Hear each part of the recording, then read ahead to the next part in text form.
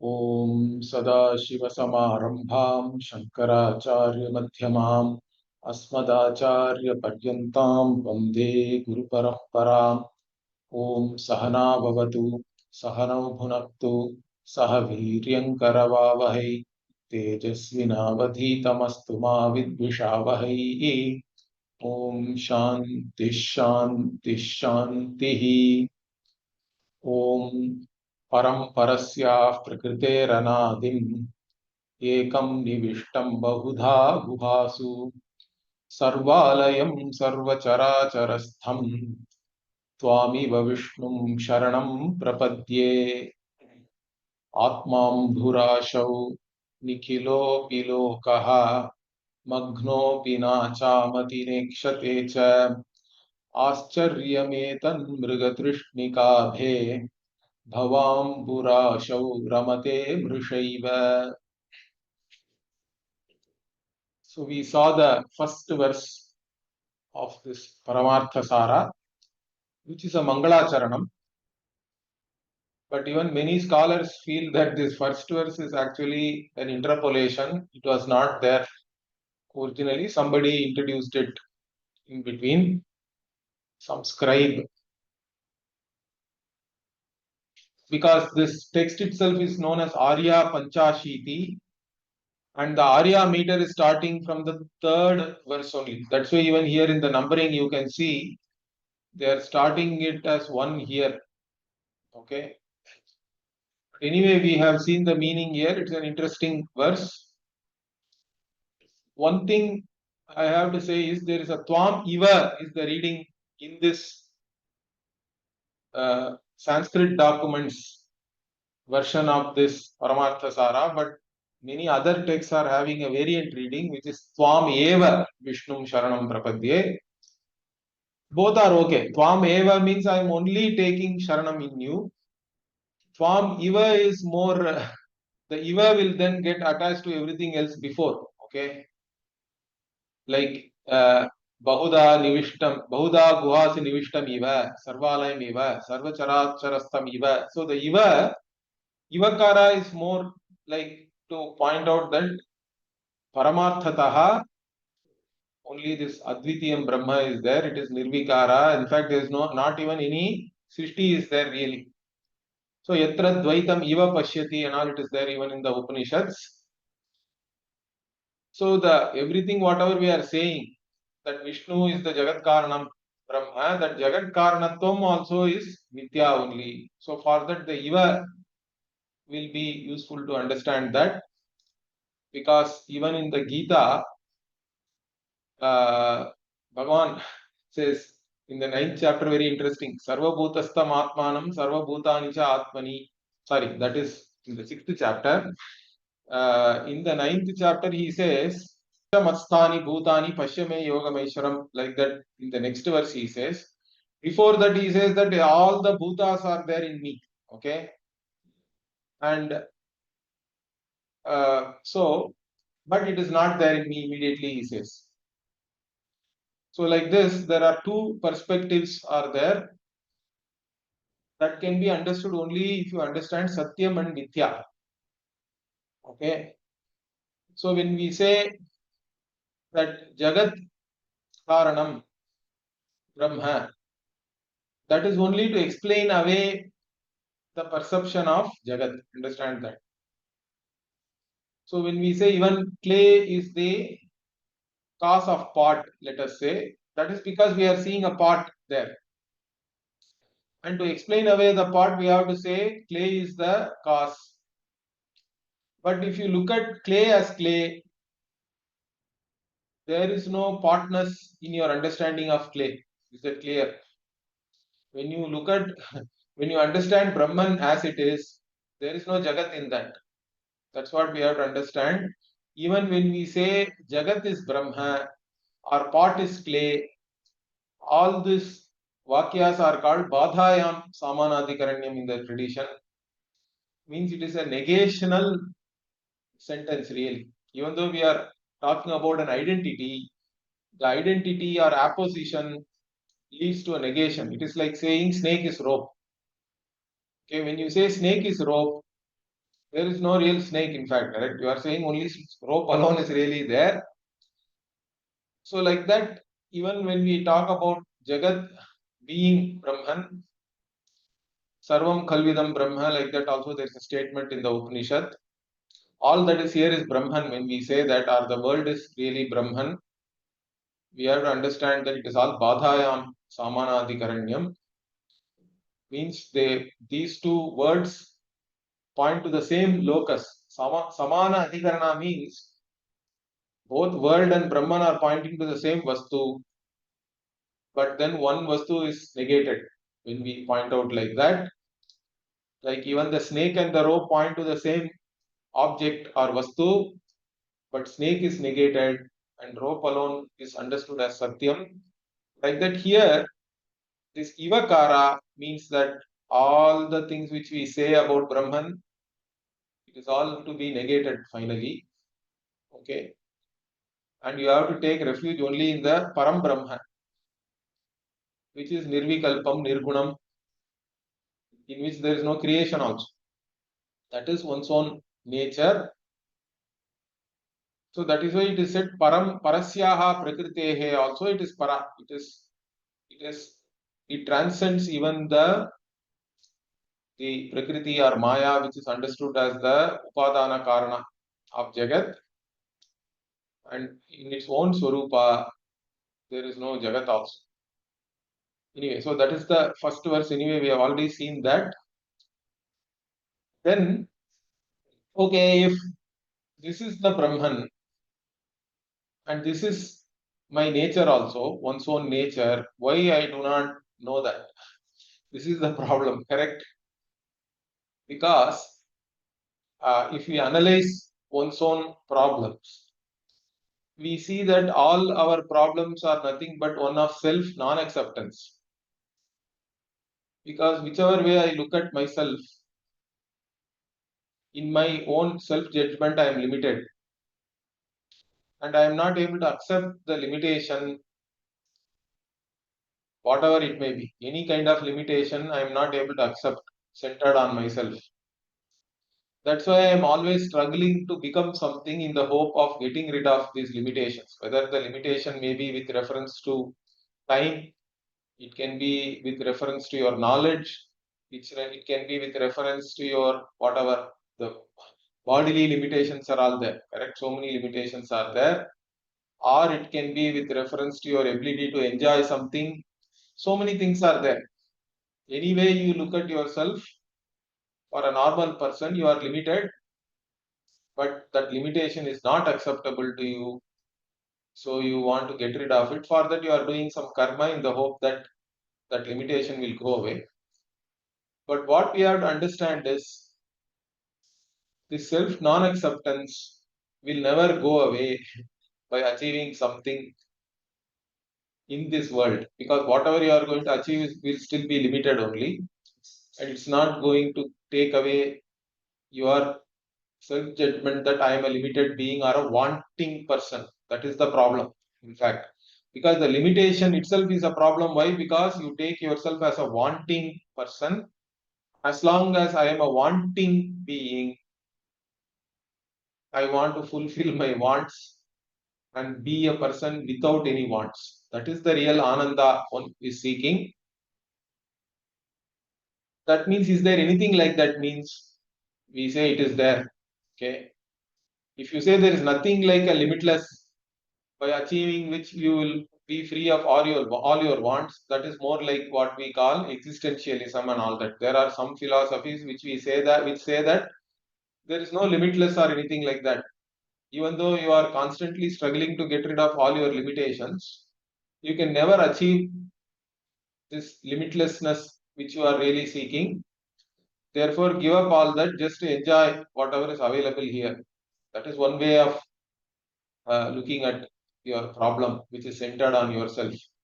But the other way, which the Vedic way or the Vedanta is pointing out, correct? Even all our jnanis, gurus in our tradition, they are all pointing out to the fact that no, there is something worth achieving, and by achieving which you are going to be completely satisfied with yourself.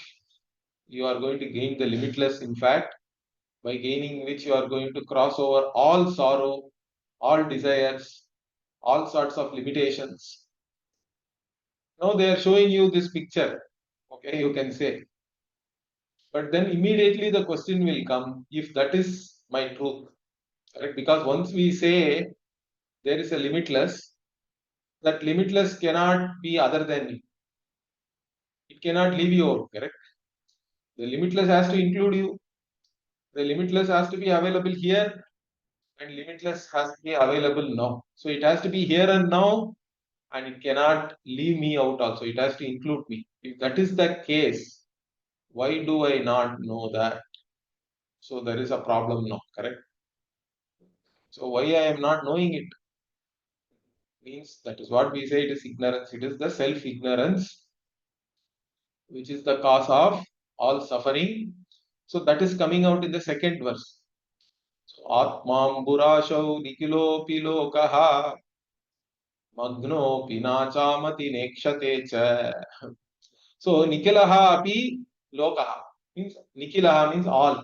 All the Lokaha means the world, you can say. All the world means all the people who are there in the world. Correct?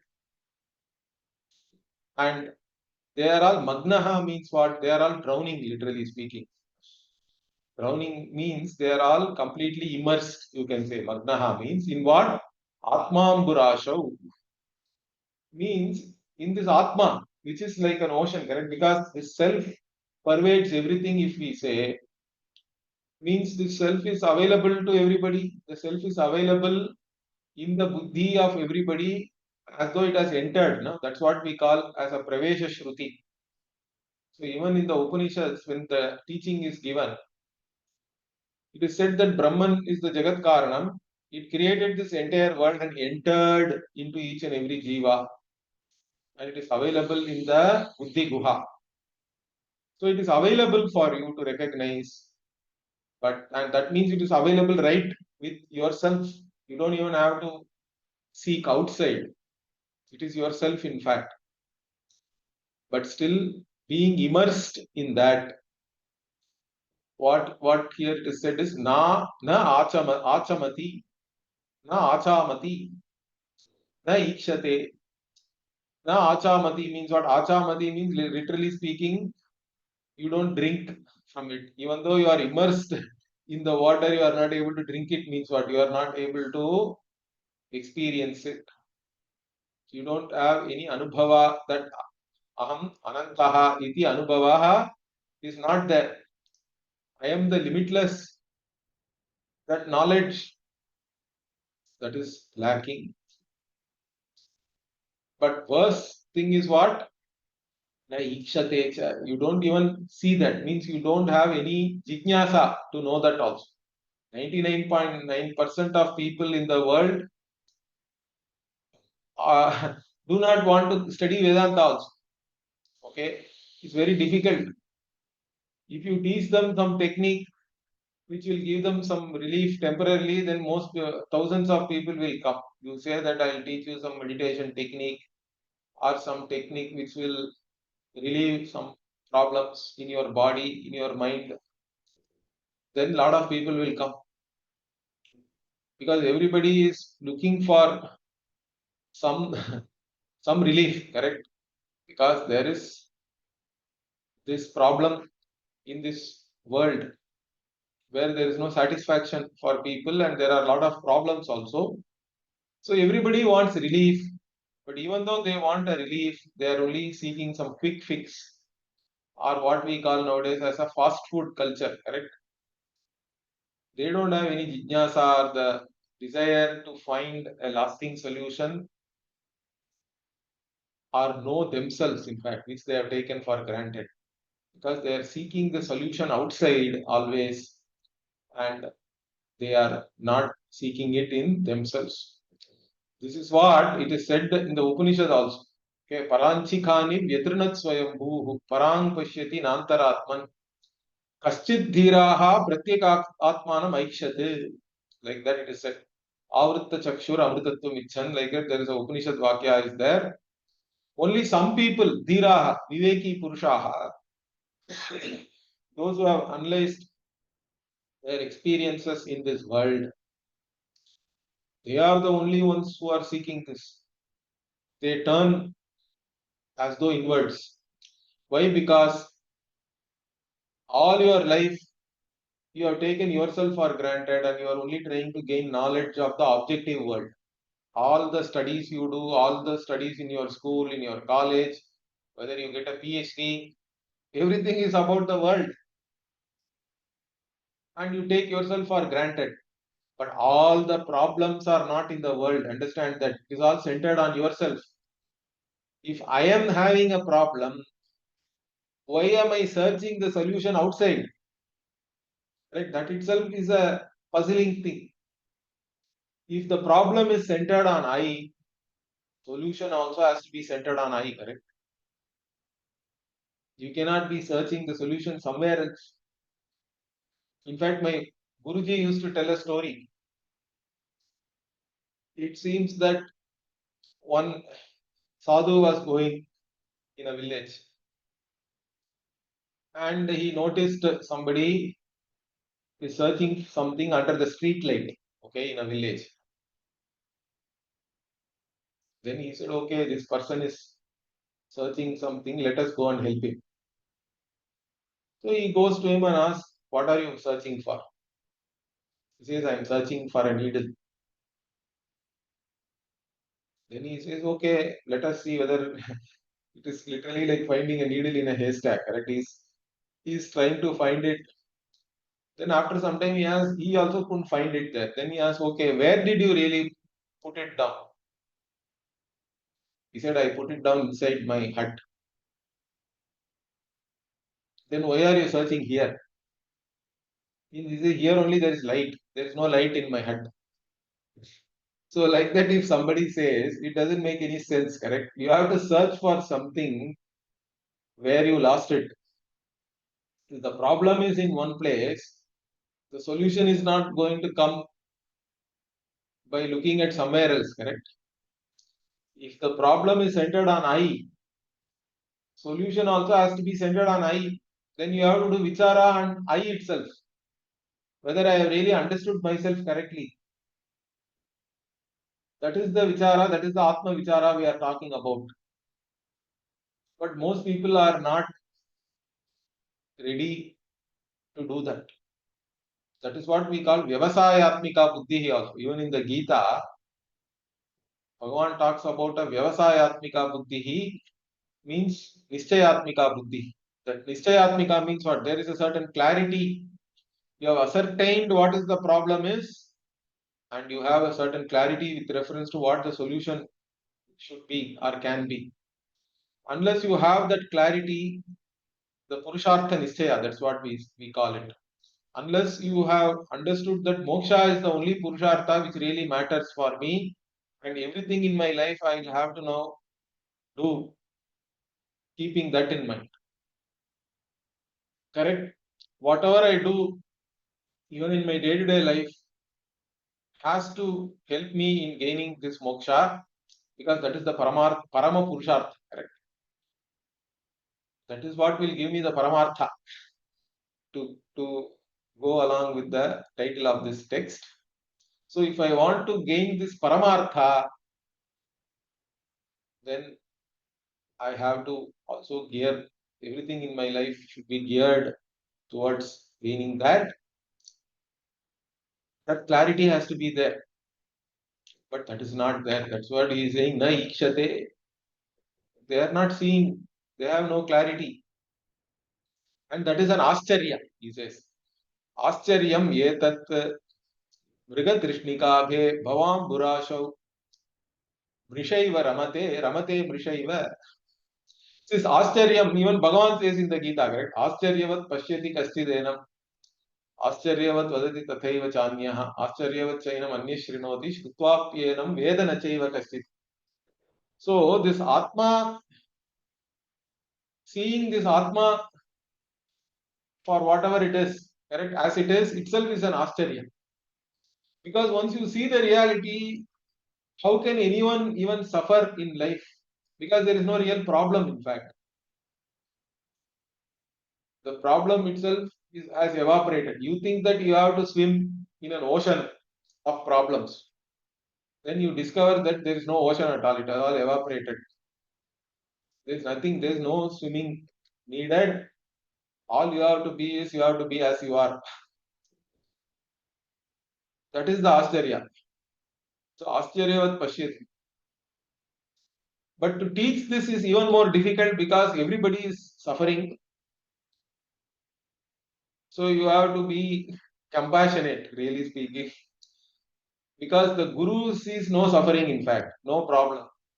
But still, Guru has to assume that there is a problem and then teach and make the Shishya also see the same thing, that there is no real problem.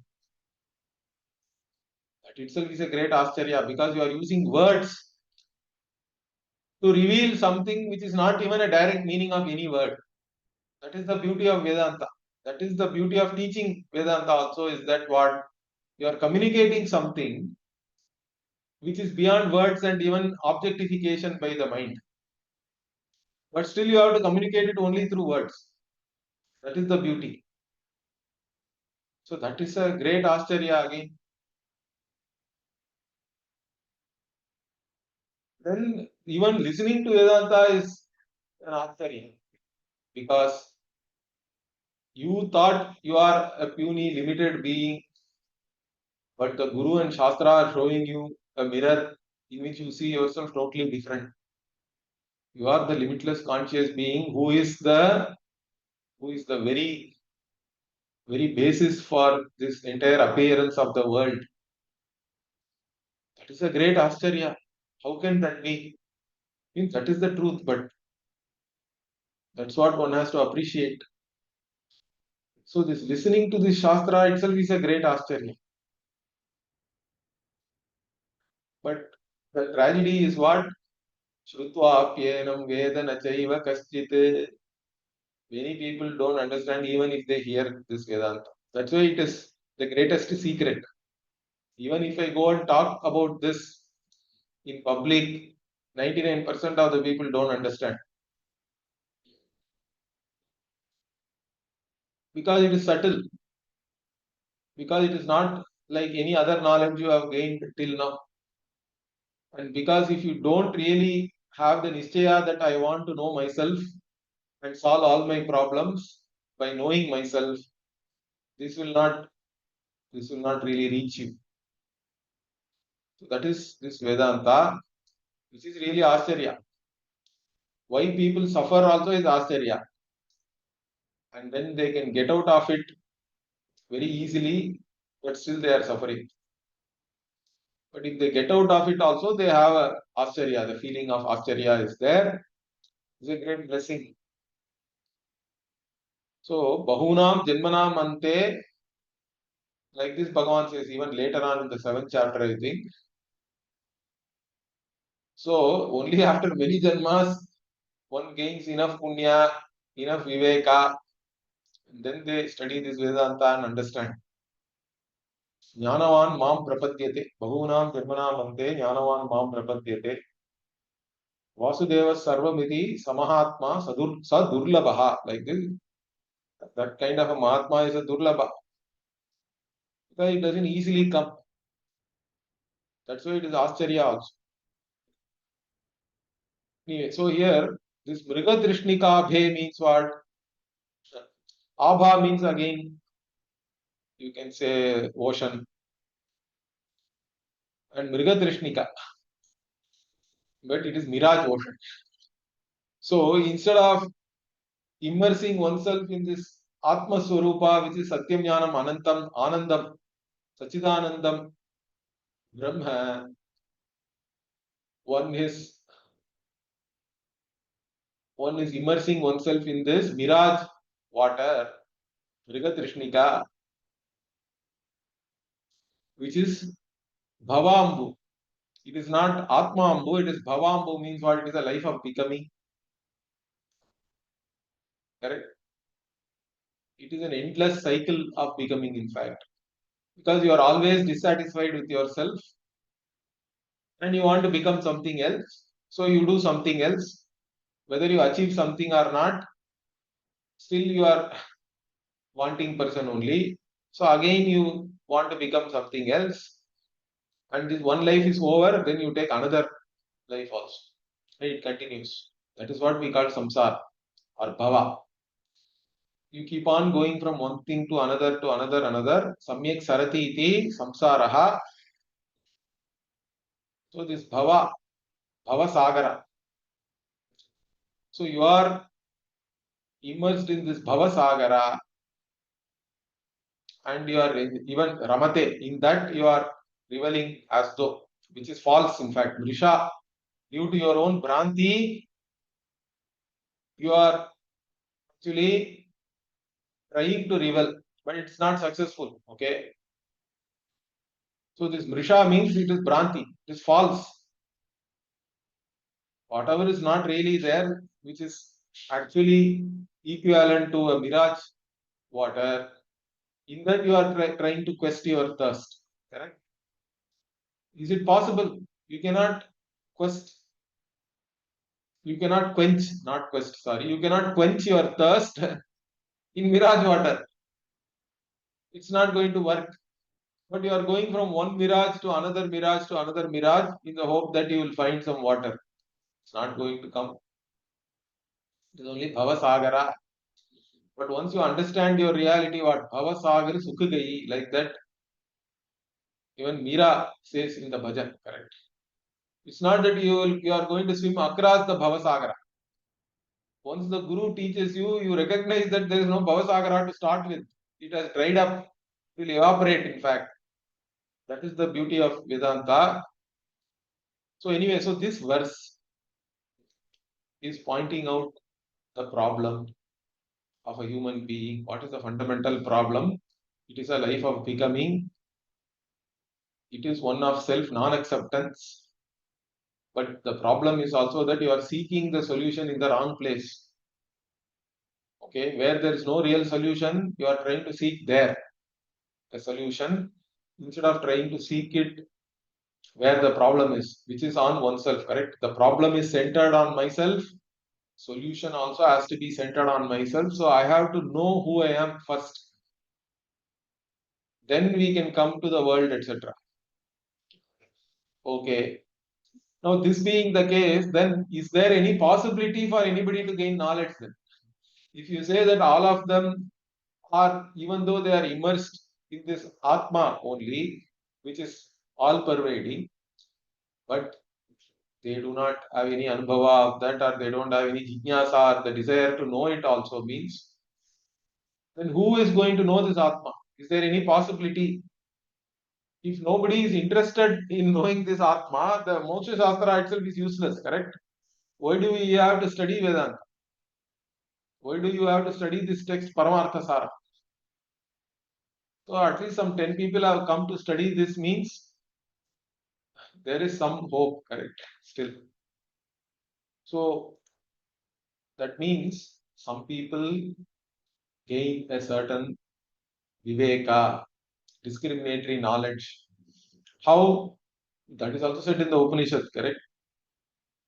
So the Upanishad, in the Mundaka Upanishad, it is beautifully said. Parikshya lokan karma chitan nasti brahmanaha nirvedamaya nasti akritaha kritena. So you analyze your own experiences. Whatever you have done till now in your life, you do pariksha of all that. You analyze, you examine, you investigate. By achieving anything till now in your life, are you totally satisfied? Do you think you thought that by fulfilling all my desires, I can be happy? But in fact, 90% of your desires never got fulfilled. Even the most successful person in the world is a failure. Because if he makes an audit, if he or she makes an audit of all the desires they had in their life till now and how many were really fulfilled, there also majority will be unfulfilled. That means everybody is a failure. If you take fulfillment of your desire as a measure of success, and also somehow it is going to make you happy, that's not true. many successful people, according to whatever social norms, are very unhappy. They themselves have come and said that. So then what are you doing? Why are you following the general norms of success and ending up unhappy? So here, if you analyze all these things and then come to a conclusion that maybe there is something else I am missing. In fact, I have taken myself for granted all this time. Let me now analyze my own reality, what it is. Once that thought comes, because what you understand is my real seeking is for the limitless. I want limitless ananda. I want unqualified happiness. I want to be always happy. I want to be happy everywhere.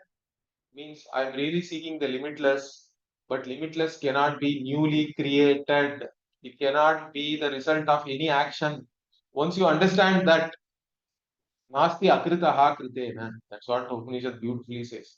The akritaha, that which cannot be created, which is the limitless, cannot be attained by doing anything, correct? By doing some action, you cannot gain it. Then you gain a certain nirveda maya, means what? You gain a certain objectivity with reference to the worldly pursuits. You understand that whatever I may gain in this world and hereafter also, even if you go to Swarga, etc., there also you are the same individual, correct? I'm not going to be completely satisfied. I'm not going to gain the limitless. Therefore, what? But I am not, by myself also, I am not able to appreciate it. So, what do I do? Sad vijnanartham saguru bheva vigachet. So, to know that now, what at least in our tradition, we have all these shining lighthouses, correct? For the one who is swimming in the ocean, what gives you hope? What shows you the way? The lighthouse. Our gurus, whoever is there today, whoever has been there before in the parampara, they are the lighthouses, correct? They are showing you the way. They are showing you a different reality. They are shining the light. So you have to swim towards them. You have to go towards your guru. Guru only has to teach you this. So in this text also, it starts with the Shishya asking the Guru. And here we can assume that the Shishya has gained this Nirveda, this dispassion towards the worldly pursuits. Then only he can come to a Guru and ask about this, correct? So in fact, in the first verse, the Shishya is describing the life of an individual. Okay? That the individual's life is like some happiness is there, but mostly it is all suffering, correct? Some crumbs of happiness in between, and then dissatisfaction. Like that, only one's life is there. Then who is this individual really then? Okay. So the Jiva Yatra, you can say. In fact, there is even a text called Jiva Yatra. So the Jiva Yatra is first described here, and this verse is in the Aaryaa Chandas. Okay. So from here only, gently it is considered that this text is starting. So what we see here is some people do have this Viveka and Vairagya. Therefore, for them, this Moksha Shastra is relevant. Correct?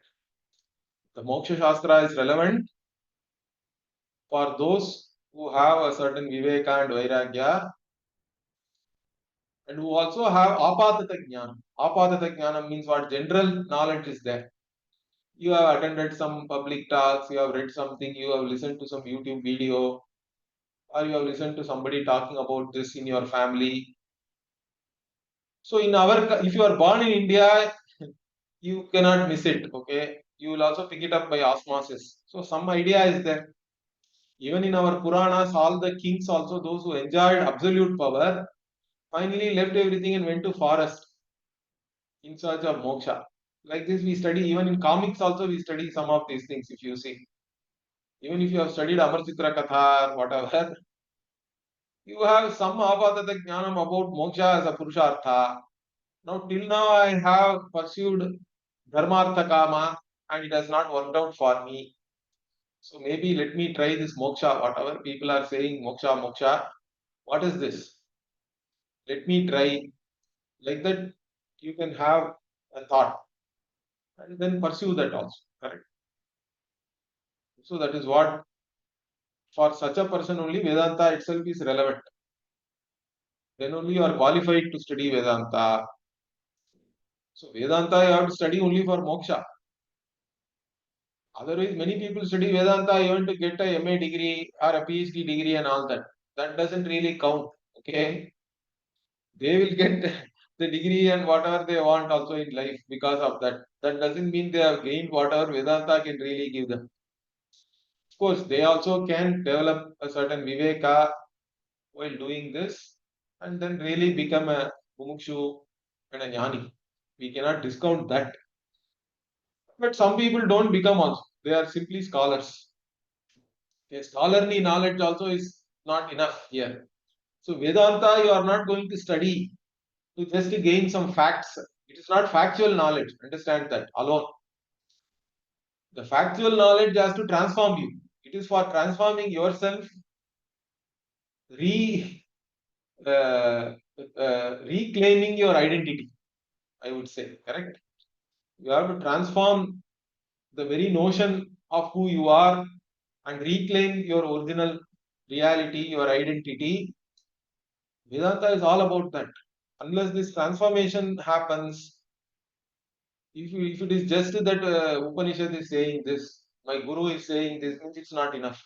You have to see yourself in the light of the words of the Guru and Shastra. That is why we study Vedanta. So here, let us see this verse.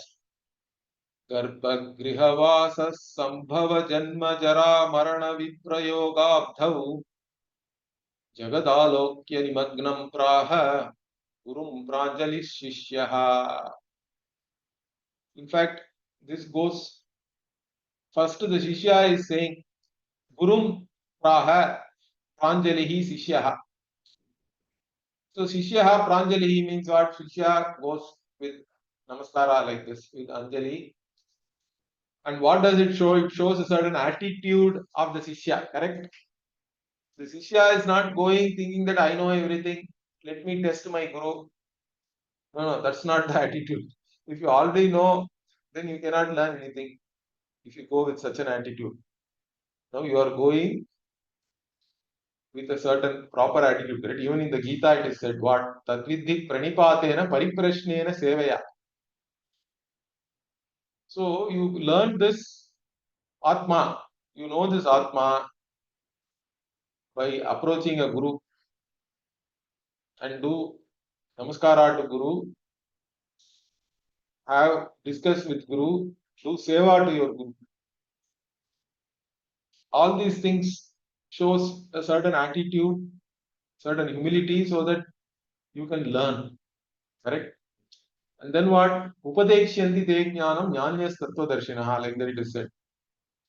So the jnanis will teach you that they have nothing else to do, in fact. If a qualified student comes, there is no more happiness for the Guru than that. So they will teach you. Those who are Tattvadarshis, those who know the truth, those who are jnanis, and those who know the methodology of teaching also. Correct? That is what is the Sampradaya. Those who know the Sampradaya, the Vedanta Sampradaya, they will teach you. But you have to approach them with the right attitude. Even in the Upanishad also, Sa Gurumeva Vigachet Shrotiyam Brahmanishtam Samit Panihi, it is said. You go along with the Samit. In those days, Gurus were all in ashrama or in some setup where they were doing homa. yajnas, and you are taking the summit means what? That is also showing your attitude of seva. You are ready to do seva to the Guru and then learn from the Guru. So that is the Pranjalihi Shishyaha Guru Praha. To the Guru, the Shishya is saying what? He is explaining what he is saying. Garbhagriha Vasa Sambhava. So this is a big compound here. Okay. Garbhagriha Vasa Sambhavaha itself is a compound. So Garbha Eva Griha means the you all know what is Garbhagriha. Garbhagriha in the temple also we have. But here it is the uterus we have to say. And there you have a Vasa for 9 months. Okay, and so Garbhagriha Vasa Sambhavaha is one. Then Janma. So after having this Vasa in the Garbhagriha, one is born. Then one becomes old, Jara. Then one dies, Marana. Then Viprayoga. Means during the life, whatever you had also, you think that you by gaining so many things I can be happy. But whatever you gain also, it will leave you always. Whatever you have gained in time. So, Viyogantaha Sanyogaha, it is said, correct? Any association will end up in dissociation. Anything you gain will also leave you. So, separation is the reality. So, that is also you are experiencing separation. So, all these things you are experiencing, that is what we call the Bhavasagara. So, the ocean which is filled with all these things, correct? Garbhagriha Vasa, Janma, Jara, Marana, Viprayoga. That itself is the Abdihi. In that Abdhau, okay, Nimagnam, you are drowning and seeing that Jagad Alokya. So, seeing this reality of a samsari, the Sishya now, he has gained a certain Vairagya, we have to understand. Because this is a unending cycle, correct? Here he is also talking about Marana and again Garbhavasa, then we have to understand. It is a cycle. Again Janma, again Jara, Viprayoga, Marana, like this keeps on going. So having seen this, Pariksha Lokan, correct? Same thing here. Jagad Alokya, Shishyaha, the Shishya is asking the Guru. No. What did he ask? That he is first praising the Guru. Because you have to go to a Guru. What kind of a Guru you have to go to also? Shastra is telling you, correct?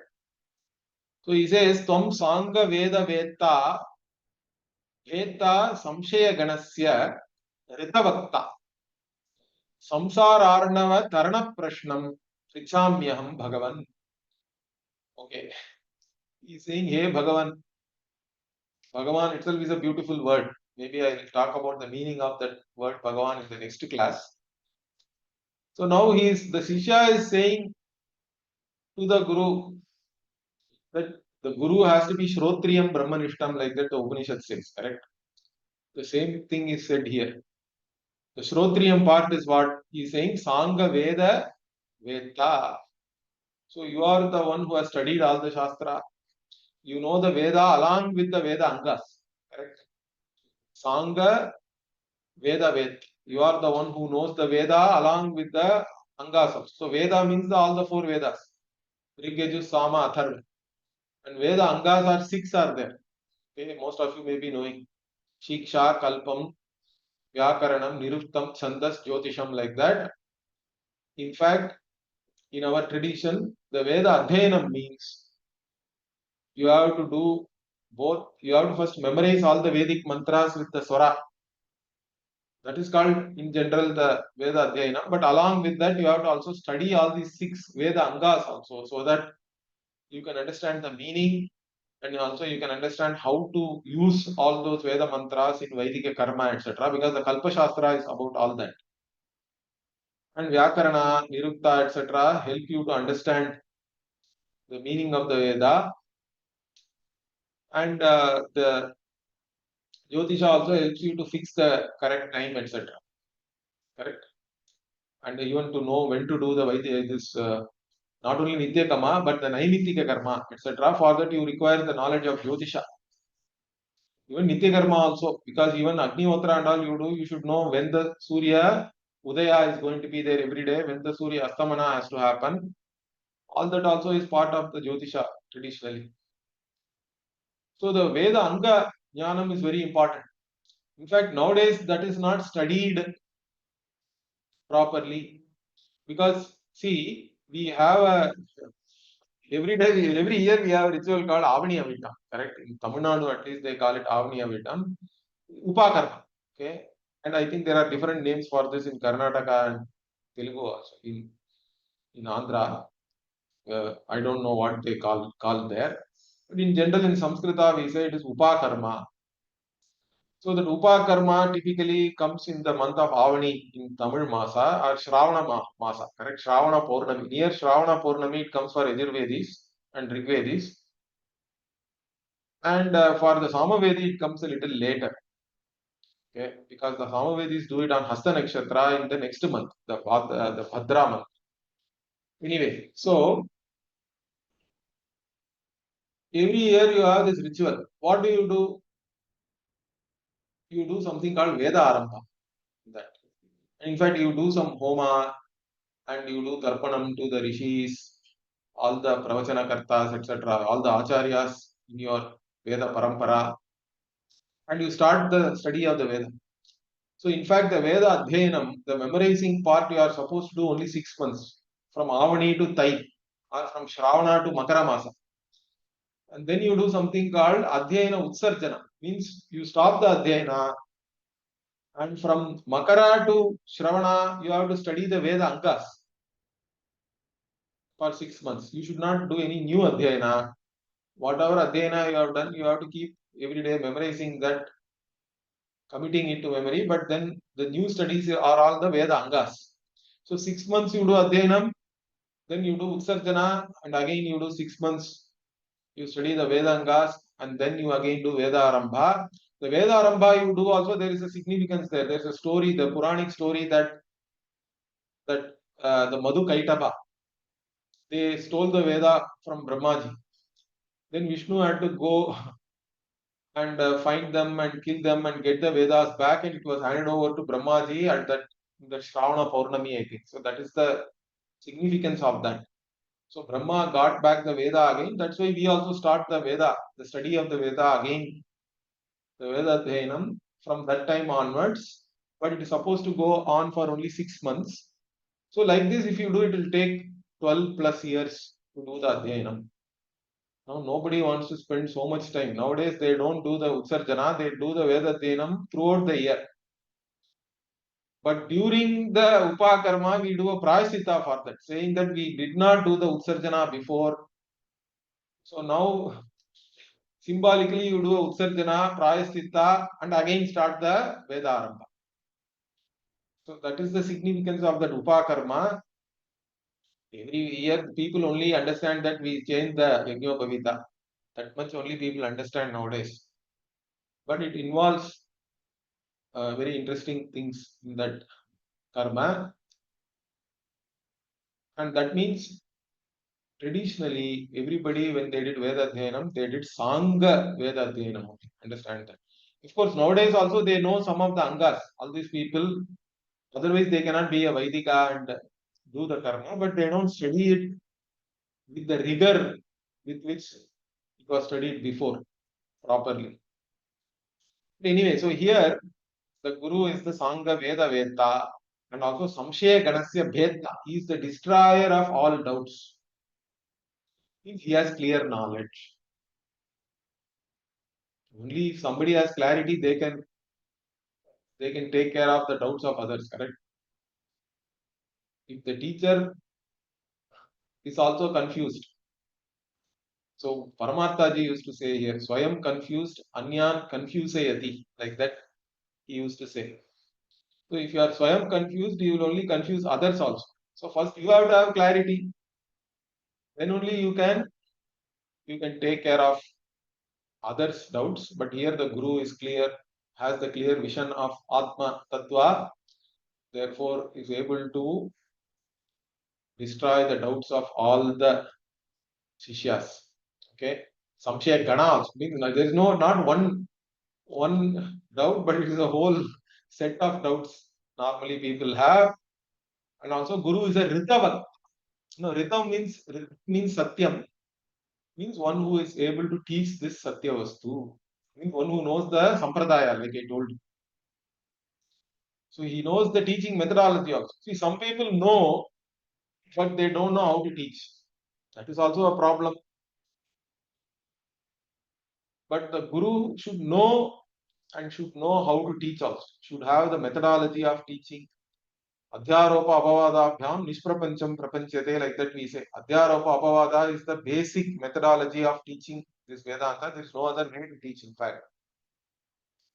So the Guru has to be clear about this Adhyaropa Apavada methodology, and therefore the Guru is able to talk about this Satya Vastu even though it is beyond words. That is the beauty, correct? I already told you. Guru has to teach you something which is not even the meaning of any one word, which cannot be objectified by your mind, but it has to be taught only using words. That is the Acharya here. And to this Guru, what is he asking? Sishya. Samsara Arnava Tarana Prashnam. So I want to cross this samsara. That is the question I am asking you. How do I cross? Even this Narada went to Sanat Kumara in Chandogya Upanishad. And he says, I know all these things. I know four Vedas. I know all the Angas. I know this Rasa Vidya, some other Vidya. He lists a huge list of Vidyas. I know all these things. But then he says, Aham Shochami. Still I am suffering. And I have heard that Atma with Tarati Shokam, the one who knows oneself, crosses all sorrow. So, hey, Bhag, even there also he says, teach me.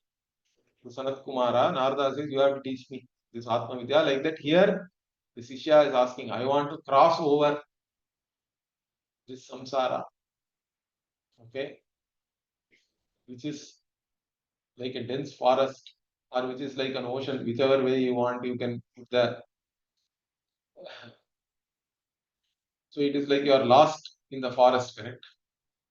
And somebody has to come and show you the way. In fact, that is there even in the Chandogya Upanishad also it is said, Acharyavan Purusho Veda. There is a story is given in fact. So the thieves take somebody into a forest, ties, ice, and leave him there after robbing. And this fellow doesn't know which direction is what in the dense forest. And he is shouting. And then some person who knows the way he comes and then takes him and shows him the way back to his place and all that. So that is given as a story to tell that Acharyavan Purusha, the only one who has the Acharya, the Guru, can know this. Even though you think you are a Pandita, this Atma Anveshanam, Swatantriyena na Kuryat, like this, even Bhagavad Pada also says in the Bhashya. Shankaracharya, in the Mundakopanishad Bhashya itself, he says that even though you think that you are a Pandita, you may be a Pandita of other things, Nyaya, Vyakarana, etc., even Mimamsa, Purva Mimamsa. But Vedanta, don't study it yourself. You have to go to a Guru and do the Atma Vichara with the help of a Guru. So that's why he's asking his Guru now, I want to cross over this samsara. So I'm asking you this question, how to cross over. Hey Bhagavan. So Aham Prichami, I'm asking you. In fact, further he explains this samsara also. And in fact, he is asking How do we even understand why this samsara is there? And what is this moksha also? How do I understand moksha? So you have to explain me all these things. Next 3, 4, 5 also is about this samsara varnana, the jiva yatra, etc. We will see all that in the next class. Om Purnamadaಃ Purnamidam Purnat Purnamudachyate Purnasya Purnamādāya Purnamevāvashishyate. Om Shanti Shanti Shanti. Harihi Om Shri Gurubhyo Namaha. Harihi Om. धन्यवाद गुरुजी.